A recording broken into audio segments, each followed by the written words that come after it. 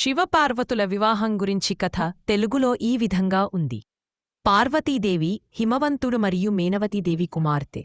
ఆమెకి బాల్యం నుండే పరమశివుడుపై భక్తి ఉండేది. శివుడు తన మొదటి భార్య సతీదేవి మరణానంతరం వైరాగ్యంగా జీవిస్తున్నాడు.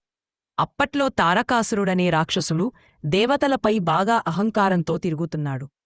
అతని అహంభావానికి కారణం శివునికి పుత్రుడు పుట్టిన తర్వాత మాత్రమే తనను హరించగలడన వరం. దేవతలందరూ శివుడు పెళ్లి చేసుకోవాలని, అతనికి కుమారుడు కలగాలని కోరుకుంటారు.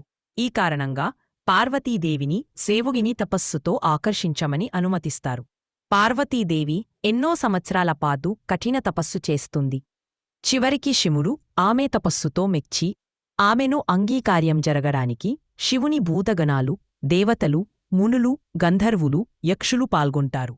శివుని వివాహాన్ని ఎంతో వైభవంగా నిర్వహిస్తారు. శివపార్వతుల వివాహం కైలాస పర్వతంపై జరిగింది. ఇది దైవీ వివాహంగా పరిగణించబడుతుంది. ఈ వివాహం ద్వారా శివునికి కుమారుడు కార్తికేయ సుబ్రహ్మణ్యుడు జన్మించి తారకాసురుడిని సంహరిస్తాడు.